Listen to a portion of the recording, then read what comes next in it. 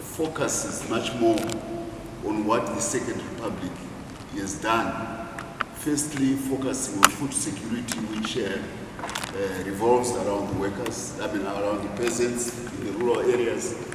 You have seen how we have been increasing our harvest, how we have become a net wheat consumer, that we are at the point of exporting wheat, and that the rural incomes, especially in a lot of horticultural products, but also in tobacco, have increased to have been the main sustenance of the economy until the advent of gold and the SME gold sector, which is again a working sector, the miners, which came in about 2019, which is now the basis of our ZIG currency. But the most exciting aspect about what the president is doing now is with the industrial rejuvenation of Zimbabwe. This is where he is today, and we want you, as our conduit to the people of Zimbabwe, to say that the president knows that the mark of a modern state is the level of its urbanization. As the country develops, people move away from rural areas to urban areas because you can produce more with your hands in an industrial capacity than you can produce in a farming capacity. But more important, farming itself is becoming an industrial activity, increasing. So the mark of progress is actually the urbanization of the country. And for a country whose industries had suffered so much, the residual erosion industries, most of them were done under the colonial economy. They were subsidized by unpaid labor force or underpaid labor force. They were in an autarkic economy, a closed economy. They were not competitive. And when we opened up the country to international trade according to WTO, most of those industries simply collapsed because they were making shoddy goods at expensive prices which were not sellable on the global market. So the ultimate, of course, kiss of death was the economic collapse in 2008, which saw the real informalization of our economy, because we were now cut off from international capital, even to try to maintain those old industries. But it has not been daunting to our president to rise up to the task. And now we are at a stage where Zimbabwe is on the verge of unprecedented urbanization. And the urbanization of a country mainly derives from one major product. That product is exactly what food is to human beings. If you can't have food, you can't manage, you can't survive, you can't grow, you can't think properly. For nations, if you don't have steel, you can't modernize, period. And in the world today, if you want to see which are the most advanced states, you look at the amount of consumption per individual of steel of each population in the world. The higher the consumption per kilograms of consumption per individual of steel in a country, the more advanced, the more developed it is. So you can understand the context in which the president for the past 10 years, since 2013, has been actively quoting a major steel producer so that we can restore, but even multiply by a coefficient several times higher the production of steel for Zimbabwe. And today, on the Workers' Day, we are happy to say Zimbabwe is the king of sub-Saharan steel in Africa. And that is a position which even South Africa now acknowledges, that Zimbabwe has gone further in the steel production than any other African country in sub-Saharan Africa. In fact, in Africa, we only face two challenges, Egypt and Morocco, but we believe that we will soon be outstripping them, probably if we work as a region. So I delight you But I also ask you to watch on your website, Strict Manize, which should have been held early in the year, because we had our conference. But it's still there now on the cards. But this is the age of the internet. This is the age you can see some of the aspects of what is going on there, not only on the website, but I want just to have a few shots so that you fully appreciate the scope and scale of what President Mnangagwa has done in order to put Zimbabwe firmly on the course of modern industrialization, which can only be sustained by the production of steel. That's Manize. Those are still the rolled steel from Manize. You can see that. This is from Manize. This is not from some small mill in the industrial site of Zimbabwe. You see those trucks. All of them, if they were near, you would see they are mostly South African and Zambian number plates. Every year, every week, more than 150 trucks are leaving Manize, carrying steel to Zambia. In fact, if you include Zambia, probably 200 trucks leave every week for those two destinations. And very soon, Mozambique is being added to the destination of Zimbabwean steel. That is the factory at Manize. It's massive, and this is only blast furnace 1. I wanted to make you have the patience to wait for this, so that you appreciate where President Mnangagwa is taking this country to. When the British wanted Rhodesia to be strong against international sanctions, they gave it RISCO, which was at Kwekwe. And it is at Kwekwe where the smelters were with the chrome that the Americans built the Kariba Dam to produce chrome from Zimbabwe for their steel industry. That's how we got the power which we want. So when you produce steel, you also generate power, because this plant has got its own steel power plant. You can see there's no smoke coming out of the Manize. Everything is captured and recycled. And there's a power plant producing now up to 70 megawatts. They actually sell 20 to 30 megawatts every to the main grid.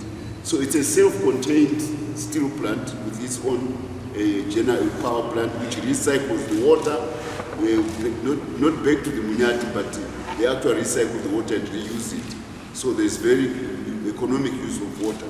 But beyond that, they also capture the gases to produce steel, to produce power on the plant. Now, this is only phase 1 of probably 10 phases which are going to come, each of the same scale. This is about 600,000 tons per annum. Remember, this weight most was produced between 200 to 300,000 tons. And it's only phase 1. There will be about 8 of these blast furnaces. The amount of resource there, we have 78 kilometers of iron ore, those hills in Manize. Iron ore, very high grade content. So this town will be around for a long time, and I am glad to say that the president is now on the verge of directing the building of a new town in Manize. And I don't want to preempt what the Minister of Local Government is doing, but the designs of the town are all complete. This is going to become the fastest growing industrial town in Africa, this Manize town. I am emphasizing this because steel creates employment on a scale which no other commodity does. And this is profitable, high rewarding employment. More so, advantage of what the national leader is doing, so that we can create downstream industries which can in turn give employment to young people. An urban town, an urban center is not a person to sleep, to domicile. It's not a dormitory. An urban center is a center to produce goods and services in factories, to sell to the local, to the regional, and to the international market. To come and work. So if you can't provide jobs from 7 to 5 for your workers, then it means you are failing as an urban urbanized country. And each town in the world tries to identify itself by a certain product from that town, so that it is part of the global trading market. So if your town has no products which it can produce in factories, it means you are out of the map, trading map. It means you are doing a disservice to your country. I'm saying this because the towns of Zimbabwe for the past 20 years have not been run on the basis of factories and industries. They have been run on the basis of Zimba. That's why the biggest topic in Zimbabwe is land barons. You are almost turning towns into farms where people fight for land, for agriculture. No, towns are not farms. Towns are for industries. And I say it with a lot of angst, because all the mayors of the major towns who were in the opposition, none has been trying to promote industry. You never see them with an industrialist cutting a ribbon for a shop, for a factory, or for what. So it is a reflection of that the towns have taken a wrong turn if they don't take advantage of the fact that we are now a major steel producer on the African continent, yet we cannot produce the widgets which then end up being the product of workers who are downstream, including SME workers. This is a matter of great regret, but it is also a condemnation of some of our city fathers, those who are in charge of towns. And at today's Workers' Day, we want the voters in these urban towns to start benchmarking the performance of their city fathers by how much they are industrializing their towns. And because the president is assured that we have the main industrial driver of industrialization of factories, still, by putting the best possible plant in Africa, his work is done. It is now the work of the people who are downstream. And I want to remind you, all investors in the world, they don't invest when they come to, they don't invest in a country. They come and invest in a local district, in a locality, either in a city or in a town or somewhere else where there is urbanization. So an investor doesn't look for state house, he looks for a mayor, because there are no papa factory, which is a factory. So the duty of the mayors of this country is on Workers' Day to be reminded that they are there to serve the towns which they are by creating factories in industries where the workers can be employed between 7 to 5, so that young people can apply their skills which they have learned to produce quality goods for the global market. That is the only purpose of a mayor in a town, to produce goods and services which can be sold on the global marketplace, regional marketplace, and the local marketplace. This is not borne out by the mayors who have been in charge of our nations, of our national urban management. And I've a lot of reserved anger too. Just a few days ago, you saw in the newspaper the mayor of Bulawayo, David Coulthard. What was he up to? He's now dabbling in installing chiefs, getting into the politics of trying to make Matebeleland feel like it's a different region from Zimbabwe. He is elected to make Bulawayo a great city. He forgets that role. He's with the Bulelani something. And we have chiefs according to the constitution. He's creating a king. He is there as the white great anthropologist, to recreate the Ndebele kingdom by invoking that Bulelani is a king of the Ndebele. And you saw the reaction from our Minister of Local Government against this intrusion by the mayor of Bulawayo. But what is his task? Can you believe it? I met him a few weeks ago at State House. I said to Mr. Coulthard, Mr. Coulthard, you come from a town called Bulawayo. It is now known as a town of kings and queens and arts. But historically, in modern times, Bulawayo was known as an industrial city. What used to happen to Bulawayo was that steel would come from Kwekwe, and the foundries and dyeing machines in Bulawayo would turn that steel into products which would drive the national railways of Zimbabwe, the national railways of Botswana, the national railways of Zambia, the national railways of the DRC. Bulawayo was the kingdom of modern industrialization, heavy industry. We had huge factories, some of them I've got the memories. ZECO, we have JB Connolly. These were giant factories producing goods and locomotives and wagons for the global, for the regional market. Zimbabwe was right there. I even remember when I was a diplomat in Brussels, one of the leading steel locomotive companies of Europe called Bourgeois Nivelle. It came to establish a factory in Bulawayo. And the workers of Bulawayo, they were at the forefront of the nationalist revival of Zimbabwe. When you talk of the birth of ZAPU and ZANU, you start to go back to the ANC, which came from South Africa. But it came to implant itself on the Railway Workers Union. And our leader, our national figure, our leader, Joshua Nkomo, whose picture is there, he cut his teeth as a trade unionist leader of the workers of Bulawayo because it was the most advanced country, city in Zimbabwe in terms of modern industrialization.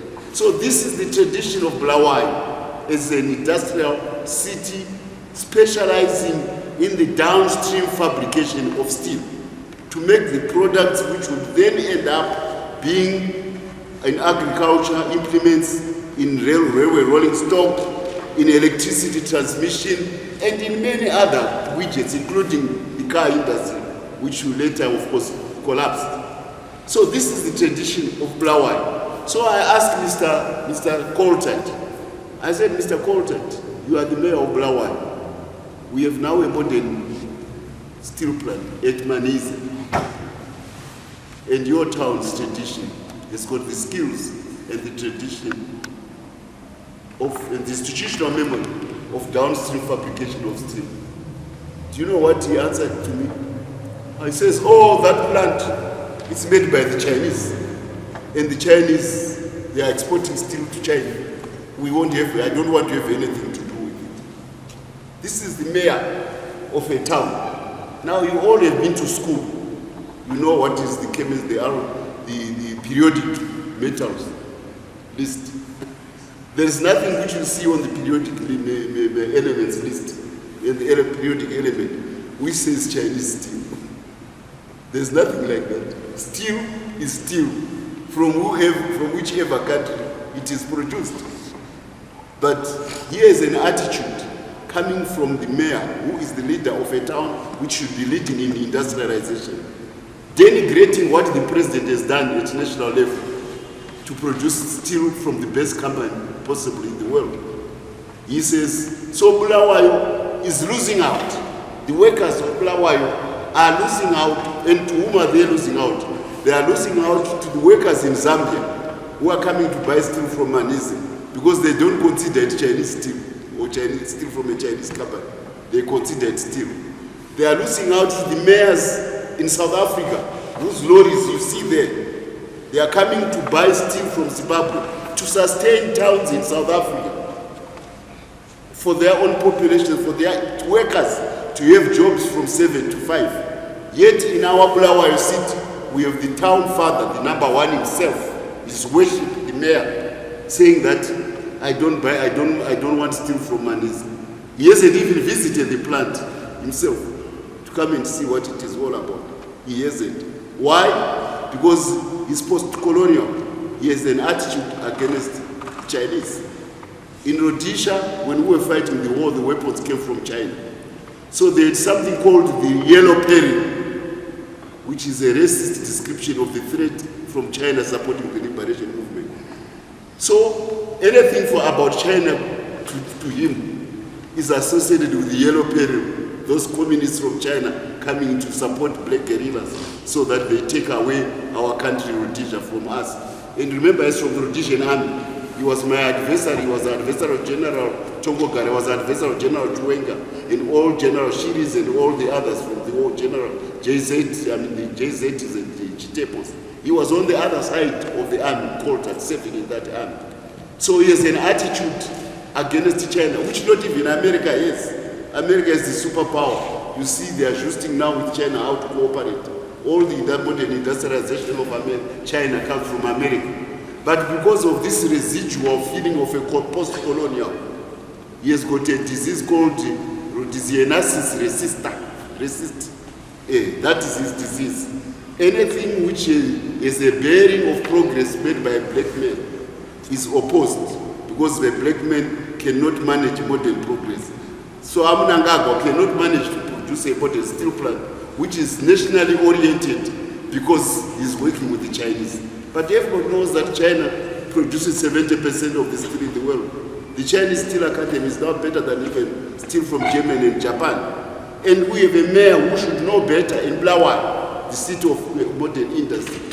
He is disparaging not only the Chinese for racist reasons, he is denigrating the achievements of the national head of the country, president, who has given him a raw material to turn Bulawayo into a vibrant and thriving industrial city, so that the young workers in Bulawayo, female and male, can go to work every day between 7 to 5, so that when you get into Bulawayo, you hear factories, you hear the sound, the churning sound of steel being converted by foundries into rolling stock, into many of the things which make even this building what it is today. Every structure in the world has got steel about it. The mayor of Bulawayo is oblivious to this national achievement which the president has done, which is owing the region, which is owing Africa.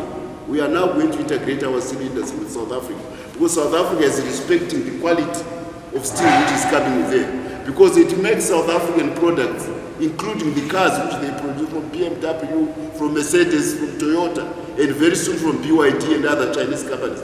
It makes their cars competitive, because the quality of steel from Zimbabwe is good. And they are organizing the downstream fabricators of South Africa. They are organizing themselves to come and buy steel from Zimbabwe, from Manisa. You look, this is what forward-looking mayors in South Africa are doing, organizing their industrialists to come to Zimbabwe, because we have become the maker of steel, modern steel, because of that plant which the president has put. And where is it quoted? Dabbling in succession of chiefs, as if he was elected to go and choose chiefs for Zimbabwe, or he was elected to go and restore secessionist tendencies to divide Zimbabweans, who the president has worked so hard to bring together after the historical remises of Bukura Wunde and the others. He is on a different trajectory, trying to perpetuate divisions among Africans, rather than concentrate on being a mayor with a town called Bulawayo, which can produce products which put Bulawayo on the map as a town.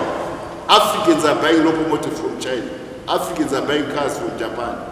Africans are buying all sorts of equipment from Turkey, from elsewhere. We now have an opportunity to be the suppliers of those, because we have the best steel on the African continent, and which should be the leading city in this country to be doing that job, Bulawayo. Because the skills are there. They may now be in their 50s, but they worked in steel plants during the Cisco days.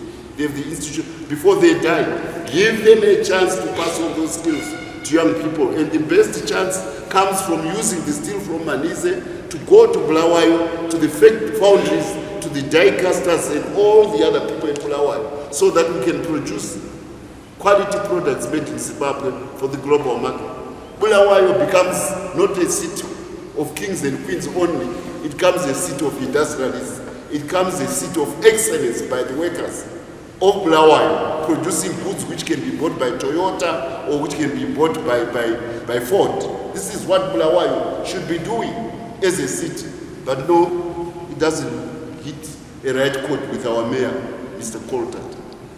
Dabbling in petty tribal issues of Zimbabwe is what he should be there. So this is painful, and we felt that for the people of Bulawayo, from now onwards, on Workers' Day, they should remember the glory of their city as being the industrial city of Zimbabwe. Because if Bulawayo does not take the lead, it drags down the whole nation. Remember, we need Bulawayo to be vibrant, to be throbbing as an industrial city so that the nation can move forward. That is the duty of the mayor of Bulawayo, not choosing kings and queens and promoting secessionist tendencies. But you see, you know the reason? They are very frustrated. They thought the opposition would unseat the president, but all you know where the position is past. And the kiss of death of the opposition was when their main sponsor, America, pulled out with the closure of USAID. Akuchina mari dzemahara dzekupa vanhu vanongotura kubvisa hurumende, even vachinyemba kuti tiri kuibvisa vachipiwa mari. Vaingopiwa mari vachinyemba, vapedza 20 years. Hurumende yacho ida kubviswa is in power forever. But it was a job for them to continue and perpetuate the myth that they were removing ZANU PF from power so that America could continue to pay them. Trump says enough is enough, pulls the rug. I can't spend money on a wild goose chase. So he pulls the rug. So avachina basa vanhu vaipiwa money from USA. So the opposition is past, it's finished.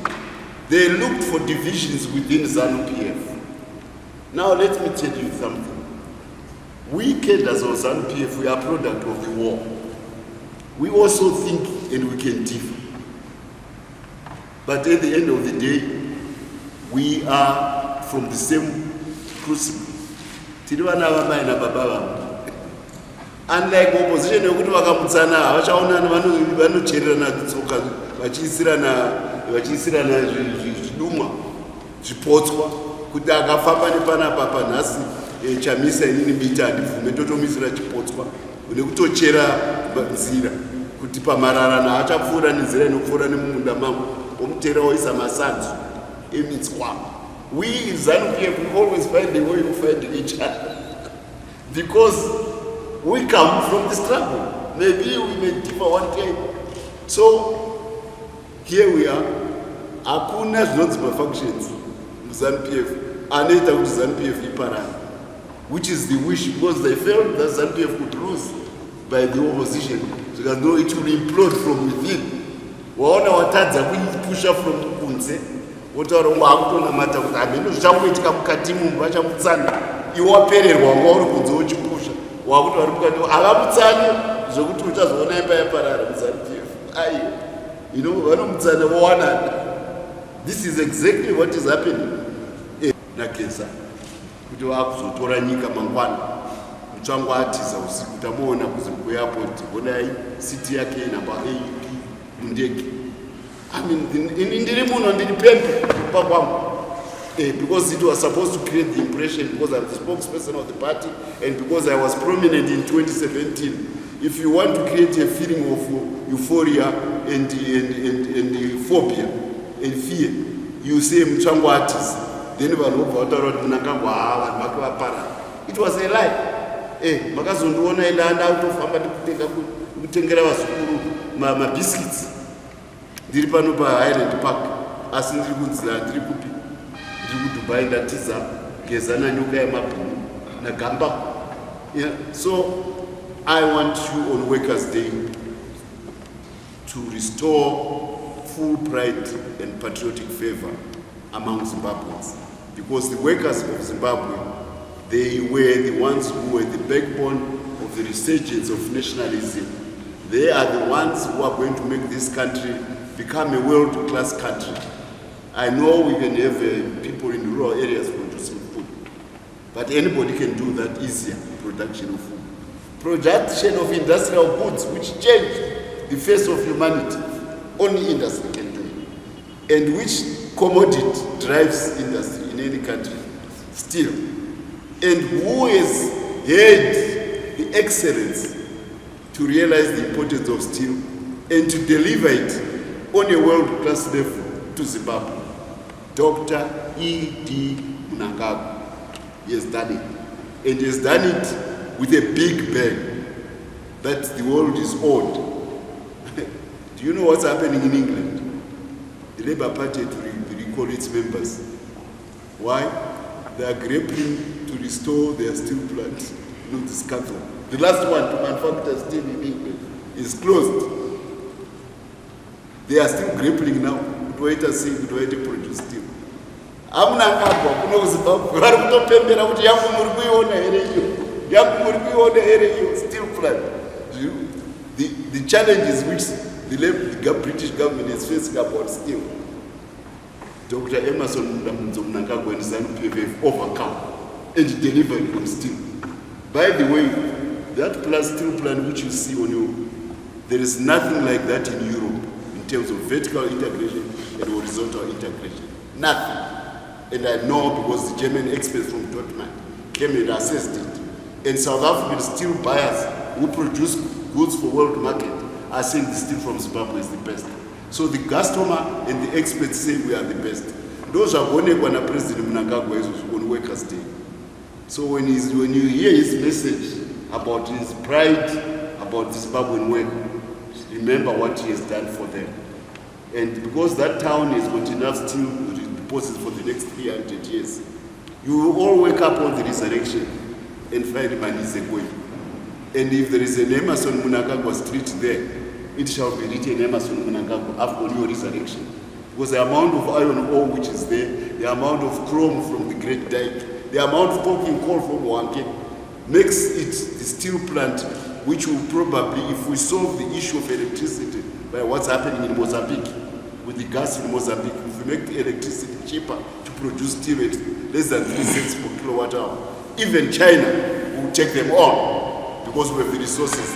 That's why we are now working together with South Africa as integrated brothers. In Mozambique, you saw the president of Mozambique. Congratulations to him. He came and saw what we can do in Zimbabwe International Trade Fair in Bulawayo. And this one was exhibiting there for the first time. He promised that he was coming to come and visit that plant. I know the South African president is coming to visit that plant at some stage because they see and appreciate what their comrade, their neighbor, what their fellow leader Emerson Mnangagwa has done for Zimbabwe, for the region, for SADC, and for Africa.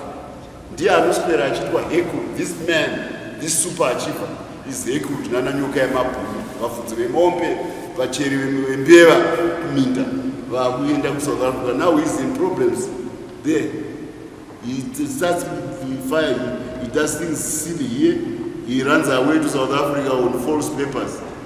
That's how I report to South Africa. Migration right. Saka vakamuorganize vatu vari South Africa. They must be quick in their shoes, in their pants, because the abuse of South Africa, which they've been doing for some time, South Africa says enough is enough. That's why he's been dragged. You know the courts in Zimbabwe, the courts in South Africa. No more nariko. So please, on Workers' Day, our president has given a statement in appreciation of the working class of Zimbabwe. It has got a great future. It is a hard-working, it's disciplined, it's well-educated. He is doing his best to bring the best capital to come and be applied to by those workers so that they can turn capital in profit by producing world-class goods made in Zimbabwe for the global market. Some South African ex-Zimbabwean, who is a minister there from the DA, says Zimbabwe is pandering to the whites because they are now saying they want to compensate whites. No, we are building trust among and confidence among our citizens, regardless of historical circumstances. The whites who have remained in Zimbabwe are as Zimbabwean as anybody. He was talking 2 days ago. We had a fantastic night at the Yara International Conference Center. All the Zimbabwean women from as far as Bright Bridge, they converged, hundreds of them, to fill the HICC center, who were there celebrating. Cde Coventry, our minister, who is now the IOEC president-elect. They didn't come here because, she's white. They came here because she's a Zimbabwean. This is the nation which we are building, which this man now wants to represent, as if when we go to an event about the achieving Cde Coventry, we are trying to pander to the whites. No, we are being proud of our multiracial, multifaceted society. And if one of them achieves something, it's the achievement of all Zimbabwe.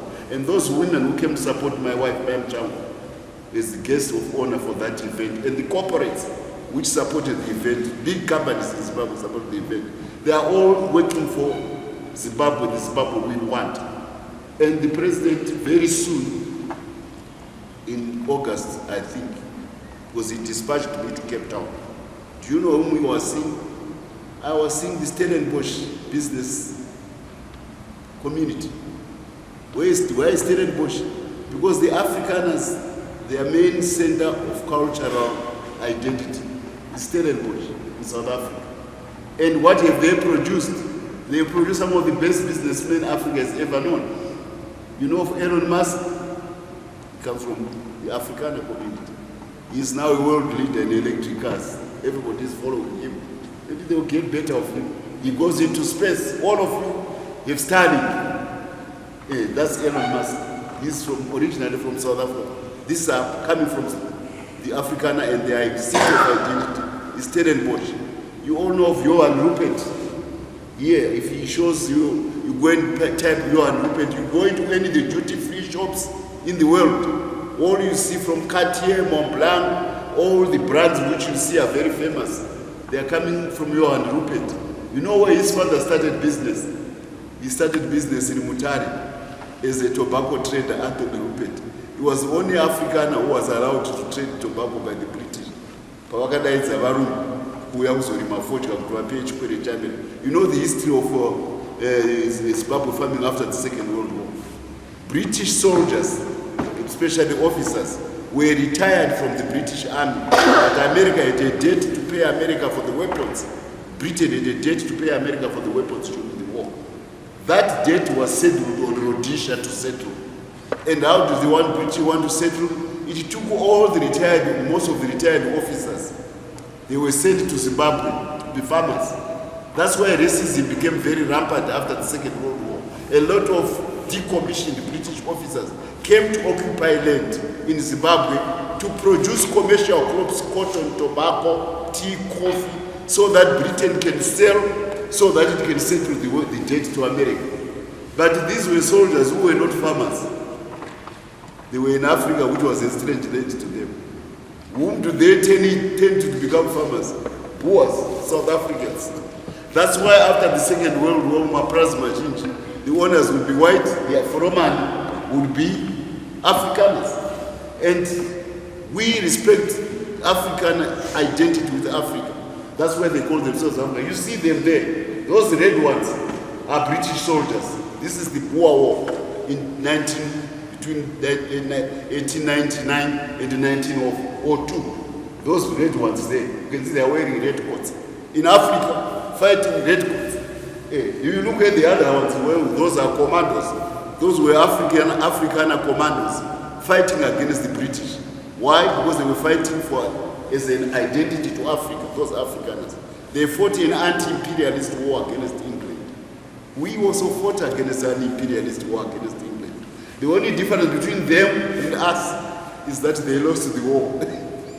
And they were forced because their wives were put in keeps. The first keeps in the world were done by Britain against the Afrikaners at Vereeniging in South Africa. That's where the keeps was done.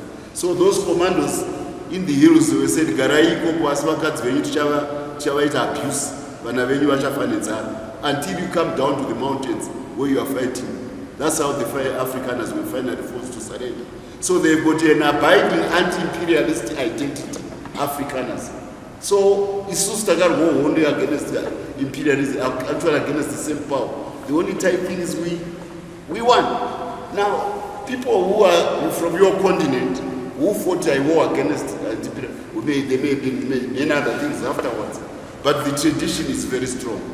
And it's better to relate to somebody who is from your continent, who is successful on the global stage. Because the Afrikaners in the world of technology, they've done very well. You know, they started encryption of television images, multi-choice.